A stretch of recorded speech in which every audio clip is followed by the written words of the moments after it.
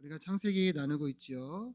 지난 시간에는 하나님이 아브라함에게 밤하늘의 무별처럼 내 자손이 많을 것이다 약속하셨고, 또 이 가나안 땅을 내게 주어 소유로 삼게 하겠다 말씀하셨습니다. 그러자 아브라함이 대답했지요. 주여, 내가 이 땅을 소유로 받을 것을 무엇으로 알리이까? 주여, 나에게 그러한 증표를 주옵소서 이야기를 한 거죠. 그래야 하나님께서 3년 된 짐승들을 준비하게 하시고 그 쪼개진 고기 사이를 홀로 지나가시며 이 약속을 내가 반드시 이루겠다 선언하셨습니다. 이 계약은 누구라도 이 언약을 어길 시에는 이 쪼개진 짐승처럼 쪼개질 것이다. 목숨을 거는 언약이라 했지요. 근데 하나님은 홀로 이 고기 사이를 지나가시며 그렇게 자신을 담보로 약속을 하셨다 했습니다. 그러니 이 약속은 절대로 깨질 수가 없다는 것을 우리가 나누었습니다. 그렇게 하나님은 아브라함의 요청에 분명한 확신과 이 증표를 주셨는데요. 그러면서 이제 앞으로 일어날 일, 또 아브라함이 평안히 살다 장수하다 죽을 것이고, 그리고 그 후손이 4대 만에 이 땅을 취할 것이다 말씀하시면서 15장을 우리가 보았습니다. 오늘은 이제 이어지는 16장의 내용입니다. 하나님께서 그러한 약속을 주신 후에 이제 이 아브라함의 삶은 어떠했는가 계속 보면 좋겠는데요. 우리 1절 말씀 같이 한번 보시면, 이 아브라함의 아내 사레는 출산하지 못하였고, 이렇게 오늘 본문은 시작합니다. 아브라함의 아내 사레가 여전히 어떻습니까? 자식을 갖지 못했다는 것이죠. 분명 우리가 방금 15장의 내용을 나누었죠. 하나님이 어떻게 약속하셨어요? 아브라함에게 하늘의 이 무별처럼 내 자손이 번성할 것이다. 그렇게 이 횃불 언약을 통해서도 분명히 약속해 주셨지만, 그런데 16장의 이 시작은 여전히 어떻습니까? 이들에게 자식이 있었어요, 없었어요? 없었다는 거예요. 시간적으로 보면은 하나님이 약속하신 후로 대략 오늘 본문은 5년 정도가 지난 시점입니다.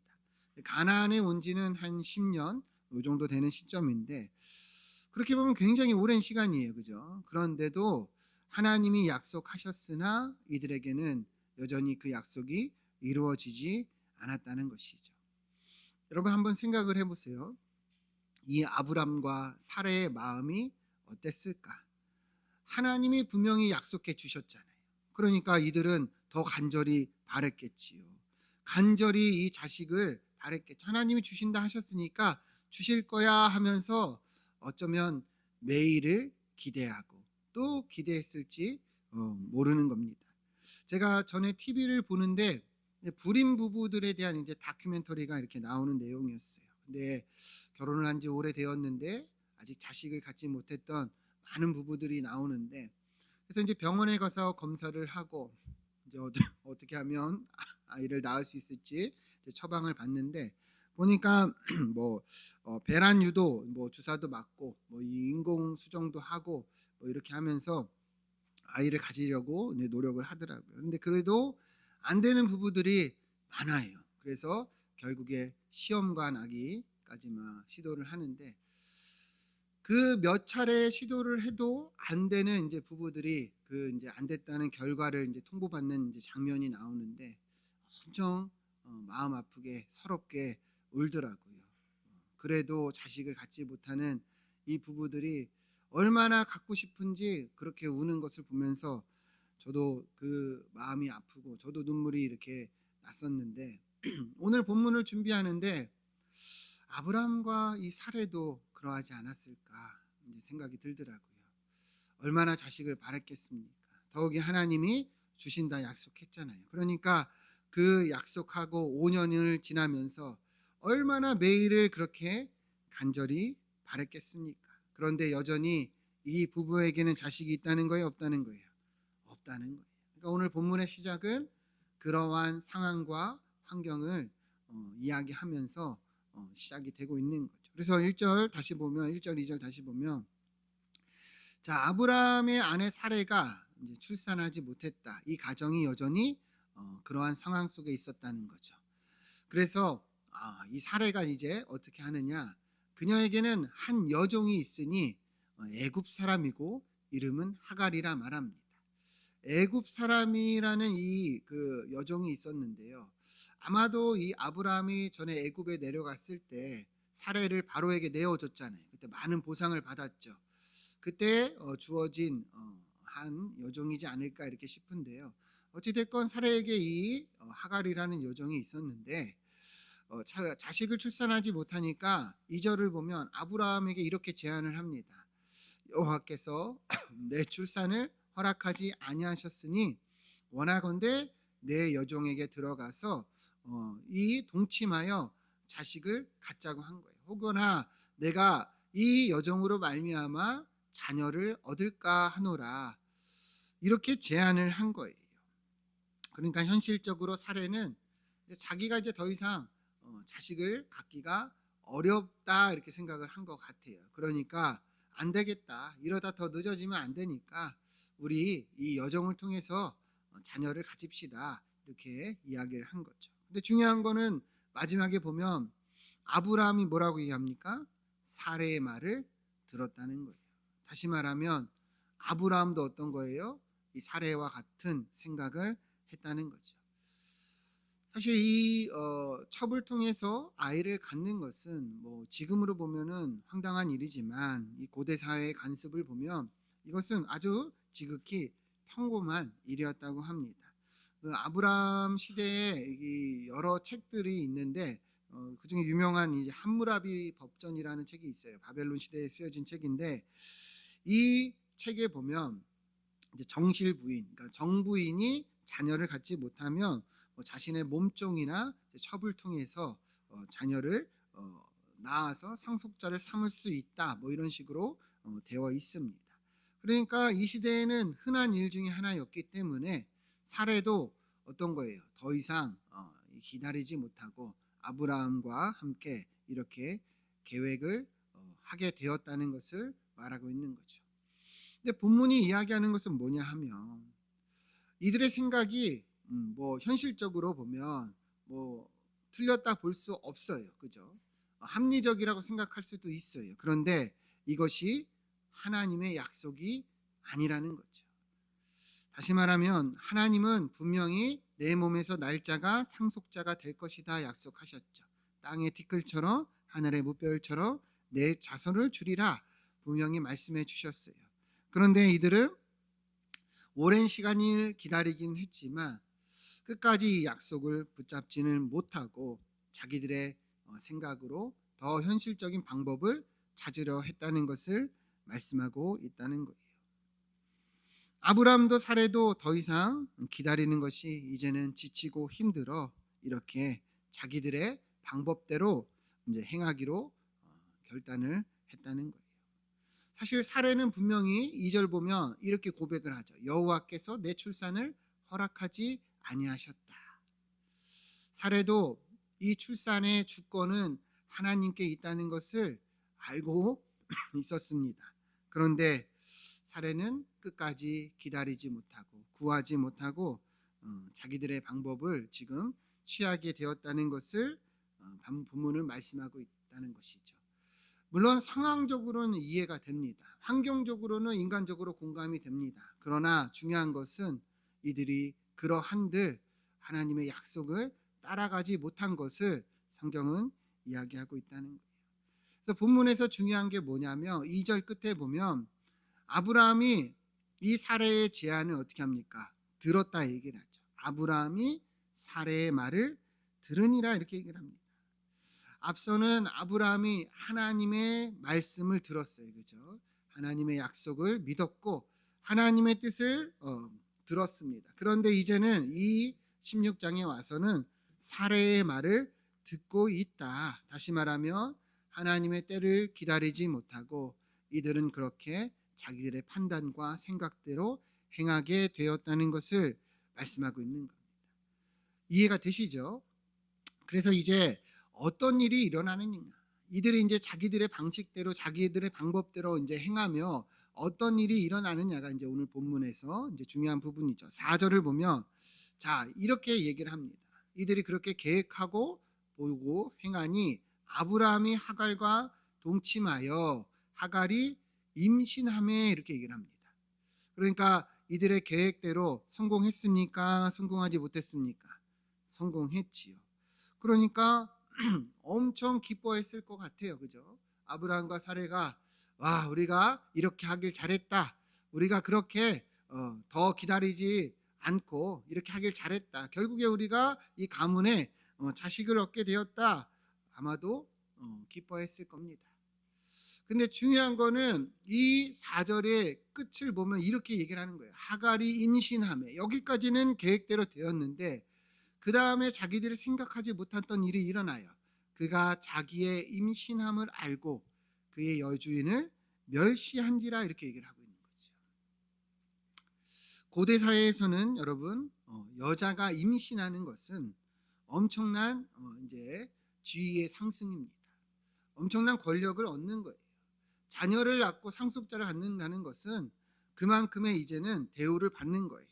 그러니까 하갈도 여종이었지만 이제 아브라함의 자식을 임신했으니 그 마음이 어떤 마음이 들겠습니까? 이제 나도 똑같은 부인이다 이렇게 생각할 수도 있고, 그러면서 그 마음의 교만함이 올라오면서 자기의 여주인을 보니 어떤 거예요? 만만해 보이는 거죠. 뭐라고 멸시했겠어요? 아이고 뭐 자식도 못 낳으면서 무슨 부인이야 뭐 이런 식으로 멸시하지 않았겠는가 생각이 들 수 있죠. 사례의 입장에서 한번 생각을 해보세요. 자기가 계획하고 어쨌든 자녀를 갖고자 이 가문을 잇고자 이렇게 여종에게서 자녀를 낳으려고 했는데 이 여종이 자식을 갖더니 이제는 자기를 멸시하는 거예요. 자기를 이제 무시하는 거예요. 얼마나 이 수치가, 이 모욕감이 들었겠냐는 것이죠. 오늘 본문이 이야기하고 있는 것이 이 부분인 겁니다. 그렇게 아브라함과 사레가 자기들이 옳은 대로 하나님의 약속을 뒤로하고 세상적으로 볼 때 현실적이고 합리적인 판단을 한 것처럼 보였고, 그리고 그것이 성공한 것처럼 보였지만 결국에는 그 결과가 어떻게 또 이어지고 있는가? 이들이 계획하지도 않았고 생각지도 못했던 문제들이 여기에서 어때요? 발생하고 있다는 것이죠. 성경에 보면 그러한 일들이 너무 많아요. 약속을 따르지 않고 인간적인 이 선택과 방법을 행하다가 거기서 또 여러 문제들이 발생하고 있는 것이 오늘 본문에서도 이야기를 하고 있다는 것이죠. 근데 여러분, 이게 전부가 아니라는 거예요. 우리 5절부터 보면 사례가 이제 열받았어요. 이 하갈이 자기를 무시하니 얼마나 화가 났겠습니까? 그런데 어떻게 하느냐? 아브라함에게 가서 이렇게 얘기합니다. 내가 받는 모욕은 당신이 받아 옳도다. 사례가 자기가 받은 이 멸시를 누구에게 지금 되돌리고 있는 거예요? 아브라함에게 되돌리고 있는 거예요. 이 하갈이 임신함을 알고 나를 멸시하니 당신과 나 사이에 여호와께서 판단하시기를 원하노라, 이렇게까지 말합니다. 이제는 하나님까지 말하고 있어요. 그죠? 여러분, 이 계획을 누가 세운 거예요? 하갈이 세운 거죠. 근데 어떤 거예요? 이제는 그 모든 책임과 이 모든 원망을 아브라함에게 다 쏟고 있다는 것이죠.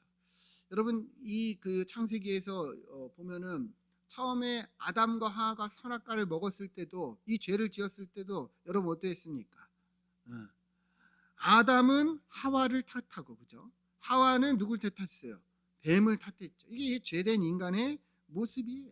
책임을 계속 돌리고 회피하고 그런 일들이 지금 일어나고, 이 가정에 지금 이러한 문제가 계속 발생하고 있다는 거예요.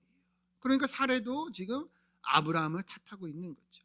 그런데 이 말을 들은 또 아브라함도 어떻게 하냐? 6절을 보면 사례에게 이렇게 얘기합니다. 당신의 여종은 당신의 수종에 있으니 당신의 눈에 좋을 대로 행하라. 이 말은 뭐예요? 당신이 알아서 해, 이 말이거든요. 여러분, 이 가정의 가장이 누구예요? 아브라함이죠. 그죠? 그럼 문제가 생기면 이 문제를 해결해야 됩니다. 그런데 아브라함도 화가 나는 거예요. 아브라함도 짜증이 나는 거예요. 그러니까 뭐 네가 한 계획인데 네가 알아서 해. 당신의 여종이니 당신이 알아서 해라. 아브라함은 그냥 쑥 발을 빼는 거예요. 책임을 다하지 않고 오히려 회피하는 것이죠. 여러분 이 가정이 지금 어떠한 문제가 발생하고 어떤 문제로 계속 이어지고 있는지 여러분 보이십니까? 그러니까 믿음을 뒤로하고 우리가 살아가면 여러분 눈앞에 보이는 현실적인 판단과 합리적인 선택이 더 좋은 것 같고 그리고 그 결과가 바로 보이는 것 같지만 결국에는 거기서 문제들이 계속 야기되고 발생한다는 것이죠. 우리 인간은 악하기 때문이에요. 그래서 이 이제 사례가 어떻게 합니까? 가가지고 하가를 이제 완전히 박대를 하는 거예요. 이제 아브라함에게 허락을 받았으니까 이 하갈이 얼마나 이 사례가 하갈을 얼마나 학대하였는지 도망했다고 얘기를 합니다. 도망했다. 여러분 하갈은 지금 홀몸이에요, 아니에요? 홀몸이 아니죠. 그 임신한 여인을 얼마나 구박을 하고 박대했는지 더 이상 있다가는 죽게 생겼다 생각하니까 도망까지 했다는 거죠. 이 가정이 완전히 지금 문제가 이렇게 크게 일어나고 말았다는 거죠. 하나님의 때를 기다리지 못한 이 인간의 모습이, 이 조급함이 어떠한 결과로 이어지고 있는가를 오늘 본문은 분명하게 보여주고 있는 거죠. 원래 아브라함의 가정에는 우리가 15장에서 본 것처럼 하나님의 약속이 머물었어요. 그죠? 하나님의 축복이 임하였던 가정입니다. 그러나 그 믿음을 뒤로하고 자기들의 방식대로 자기들의 생각대로 행하고 나니 이 축복된 가정이 이제는 오히려 원망과 미움이 생겨나고 이 가정에 파탄과 멸시가 일어나고 있다는 것이지요. 본문은 그것이 다 이러한 이유 때문이라는 것을 분명하게 말하고 있다는 거예요. 약속을 뒤로하고 우리가 믿음을 뒤로하고 우리 눈에 보기 좋은 대로 더 합리적이고 세상적인 판단대로 우리가 현실적인 선택을 한다 한들 여러분 당장은 그것이 좋은 결과로 이어지는 것처럼 보여도 결단코 그것으로 인해서 좋은 하나님이 주시는 축복의 일들이 일어나지 않는다는 거예요. 우리가 아브라함의 믿음을 가지고 얘기를 했지만 여러분 내가 살면 내가 책임져야 됩니다. 그럼 믿음으로 살면 누가 인도하십니까? 하나님이 인도하신다는 거죠. 그것을 오늘 본문도 분명히 얘기를 하고 있는 거죠. 아브라함의 가정은 이제 위태로운 가정이 돼버리고 마른 거예요. 그러나 여기서 중요한 것은 하나님은 여전히 이 가정을 신실하게 이끌어 가신다는 것을 말씀하고 있다는 겁니다. 7절부터 보면 이 하갈이 도망을 했어요. 근데 하나님의 사자가 이 광야의 샘물 곁 곧 술길 샘 곁에서 이 하갈을 만납니다. 이 술길은 가나안에서 보면은 애굽으로 향하는 길목에 있는 광야입니다. 그러니까 이 하갈이 지금 어디로 돌아가고 있었다 볼 수 있어요. 자기 고향 애굽으로 돌아가고 있었다 이렇게 볼 수가 있는데요. 우리는 그런데 좀 더 이 배경을 보면은 이 당시에 여러분 임신한 여자가 홀로 이 먼 길을 간다는 것은 여러분 어떠한 상황입니까? 사실은 목숨을 걸고 가야 되는 거예요. 여러 강도나 뭐 여러 불량배를 만날 수도 있는 것이고 뭐 들짐승을 만날 수도 있는 것이고 특히 이 중동의 날씨에 여자가 아무런 준비도 없이 홀로 이 길을 돌아가는 것은 뭐 사실은 목숨을 걸고 가는 거죠. 체력적으로 감당할 수가 있는 것이 아니에요.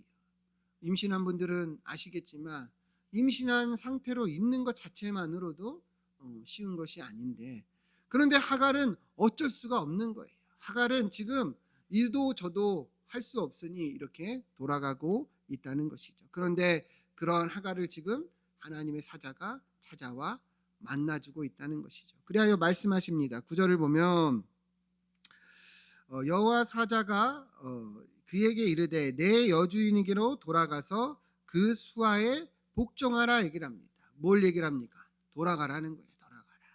근데 왜 돌아가라고 하냐면 하나님이 이 하갈에게 분명한 약속을 주시는데요.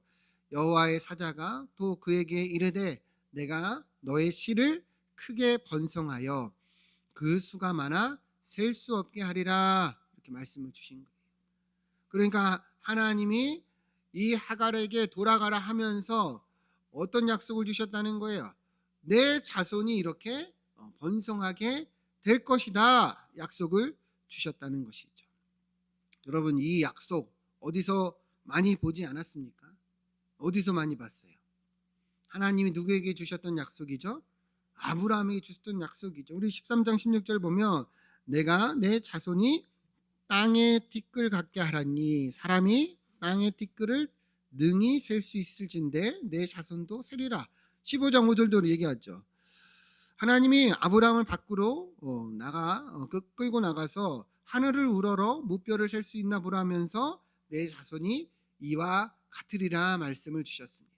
그러니까 이 약속은 누가 아브라함에게 주신 거예요? 하나님이 아브라함에게 주신 것이죠. 근데 오늘 본문에서 또 하나님이 누구에게 주고 계셔요? 하갈에게 주고 계시다는 거예요. 이 의미가 뭘까요, 여러분? 왜 하나님이 하갈에게도 이 약속을 주실까요? 그 이유는 간단해요. 하갈이 임신한 이 아이는 누구의 자손입니까? 아브라함의 자손이지요. 그러니까 하나님은 아브라함과의 약속을 기억하사 하갈에게 다가오셔서 이 약속을 또한 말씀하고 있다는 거예요. 이 하갈은 아브라함의 후손을 임신하였으니 하나님은 이 언약을 신실하게 이루고 계시다는 것입니다. 물론 아브라함과 사레가 자기의 방법대로 자기의 뜻대로 하갈이 임신하게 했습니다. 그러나 그러함에도 하나님은 이 약속을 이루고 계시다는 것이죠. 그러니까 오늘 말씀이 이야기하는 게 뭐예요? 아브라함과 사레는 기다리지를 못했어요. 그죠? 참지를 못했어요. 자기들의 상황과 환경 속에서 결국에는 포기하고 더 합리적이고 현실적인 선택을 하자 하면서 약속을 뒤로 했습니다. 그러나 하나님은 어떤 거예요? 여전히 그 약속을 이루고 계셨다는 것이죠. 물론 아브라함과 사레가 원하던 때와 방법은 아니었을지라도 하나님은 여전히 그 약속을 잊으신 것이 아니고 신실하게 붙잡고 계셨다는 것이죠. 그것을 하물며 이 여종의 임신까지도 지금 하나님께서 그 약속을 말씀하고 계시는 것으로 보여주고 있다는 것입니다. 그러니까 여러분, 하나님은요 우리와의 이 약속을 잊으시는 분이 아니시죠. 그죠? 지금도 그 약속을 이루고 계시다는 거예요. 그런데 무엇이 문제입니까? 우리가 그 약속을 이루시는 하나님을 바라보지 못해서 조급해지고 걱정하고 안 되겠다 싶어서 우리가 합리화하고 그렇게 인간적인 방법을 택한다는 것이죠. 자, 이어지는 내용을 보시면 11절 보면 하나님은 이 하갈에게 이제 내 자손을 번성하게 하겠다 약속하시면서 그에게 또 말씀하여 이르시되 너가 임신하여 아들을 낳으리니 그 이름을 뭐라 지으라 합니까? 이스마엘. 우리 너무 잘 알죠. 근데 여러분 이스마엘은 잘 알지만 이스마엘의 뜻이 뭐예요? 여호와께서 내 고통을 들으셨음이라 이렇게 얘기를 하죠. 이스마엘의 이름은 이스마와 엘이 합쳐진 거거든요. 하나님이 들으신다는 거예요. 하나님이 들으신다. 그러니까 이 아들의 이름을 뭐라고 지으라고 한 거예요? 하나님이 들으신다고 지으라고 한 거예요. 이스마엘. 자, 그리고 이제 얼마 후에 하갈이 임신하여 아들을 낳습니다. 15절 보면 하갈이 아브라함의 아들을 낳음에 여러분 여기서 잘 보세요. 그 다음에 아브라함이 하갈이 낳은 그 아들을 이름하여 뭐라고 지었어요? 이스마엘. 이 이름을 지금 누가 지었다 얘기합니까? 아브라함이 지었죠. 원래 이 이름은 누가 주신 거예요? 하나님이 주셨는데 하나님이 누구에게 주셨어요? 하갈에게 주셨죠. 근데 아브라함이 이 이름을 짓고 있다는 것은 하갈이 어땠겠어요? 돌아가서 자기의 있었던 일들을 다 아브라함에게 이야기를 했겠죠. 그죠? 자기가 술길 광야에서 도망하고 있었는데 사례를 피해 도망해서 자기가 어떻게 보면 죽을지도 모르는 상황이었는데 하나님의 사자가 나에게 나타나 나에게 이렇게 내 자손을 번성하게 하리라 약속해 주셨고 그 이름을 이스마엘이라 하라 하셨다. 하나님이 내 고통을 들으셨다. 하나님이 들으셨다. 그래서 이스마엘이라 하라 하셨다. 얘기를 했겠죠. 아브라함이 여러분 그 이야기를 듣고 어땠을까요? 자기 자신을 돌아봤겠죠. 그죠?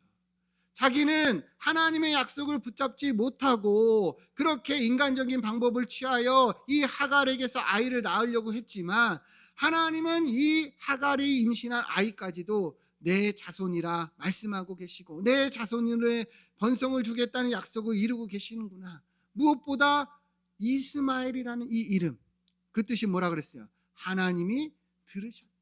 하나님이 듣고 계시는데 나는 그 하나님께 구하지 못했구나라고 생각할 수밖에 없었다는 것이죠. 그 이름을 지으면서 또 그 아들의 이름을 계속 부르지 않았겠어요? 이스마엘아 이스마엘아 하면서 아브라함이 뭘 돌아봤겠습니까? 하나님은 들으시는 하나님이다. 하나님은 약속을 이루시는 분이시다라는 것을 계속해서 돌아볼 수밖에 없었다는 것이죠. 여러분, 중요한 것은 아브라함과 사레가 그렇게 실패하고 그렇게 약속을 뒤로하고 그렇게 하나님 앞에서 다른 길을 갔지만 여전히 하나님은 어떻습니까? 이들의 가족을 약속으로 이끌어 가고 계시다는 것을 본문은 말씀하고 있는 거예요. 아브라함과 사레는 약속을 잊어도 하나님은 잊으세요? 안 잊으세요? 안 잊으신다는 것이죠. 여러분, 우리도 똑같은 거예요. 오늘 말씀 분명히 우리도 동일하지요. 사실 믿음으로 사는 거 여러분 힘든 일이에요. 그죠? 아브라함과 사레를 보면 때로는 기다림도 필요하고 인내도 필요하고 어떨 때는 몇 달을, 어떨 때는 몇 년을, 어떨 때는 우리 평생에 우리 때에 이루어지지 않는 기도의 제목들도 분명히 있습니다. 그러나 중요한 것은 무엇입니까? 하나님이 분명하게 약속을 지금도 이루고 계시다는 것이죠. 하나님이 일하시지 않는 게 아니라 하나님이 그냥 우리를 두고 계시는 것이 아니라 여전히 일하시고 붙들고 계시지만 하나님의 때와 방법이 있다는 것입니다. 여러분 그걸 믿으십니까? 그러니까 중요한 것은 우리가 내 방법대로 내 뜻대로 내 시간대로 하나님이 일하시지 않을지라도 우리는 기다릴 수 있어야 하는 것이고 우리는 그때를 구할 수 있어야 된다는 거예요. 그 기다림조차 여러분 믿음이고 그 기다림조차 순종이라는 것을 우리는 분명히 아는 것이죠. 하나님은 더 완벽한 타이밍과 더 완벽한 방법으로 일하신다는 것을 우리는 바라볼 수 있어야 된다는 거예요. 아브라함과 사레는 자기의 때를 구하고 자기의 방법대로 행하다가 결국에 세상적인 대안을 삼다가 이러한 문제들이 일어나는 것을 분명히 보았습니다. 그러니까 우리도 똑같은 거예요. 현실적인 방법, 합리적인 방법, 우리가 그것이 더 옳은 거라고 생각하고 그것이 더 좋은 결과를 나타내는 것 같아도 결국에 그 결과와 그 선택은 다른 문제들을 또 발생시키고 어려움들이 생겨날 수밖에 없다는 것이죠. 여러분, 하나님은 그 약속을 붙잡고 계셔서 그 하갈이라는 여종에게조차 이 고통을 들으시고 그에게 이러한 축복을 허락해 주셨습니다. 하물며 여러분 저와 우리의 삶의 고난과 역경을 우리 주님이 모르시겠습니까? 우리에게 주시는 그 약속을 하나님께서 이루지 않으실까요? 때로는 더디고 또 응답이 있지 않더라도 여러분 하나님은 일하고 계신다는 것을 여러분이 분명히 알기를 축원드립니다. 하나님의 신실하심을 여러분 우리가 바라보면서 우리 교회도 하나님이 그렇게 이끌어 가심을 바라보고 여러분들의 삶도 하나님이 그렇게 이끌어 가심을 바라보며 여러분 조급해지지 마시고 여러분 마음이 앞서지 마시고 하나님이 인도하심을 바라보며 신실하게 우리 주님의 때를 기다리며 그 믿음으로 순종함으로 축복을 누리는 저와 여러분 되기를 주의 이름으로 축원드립니다. 기도하겠습니다.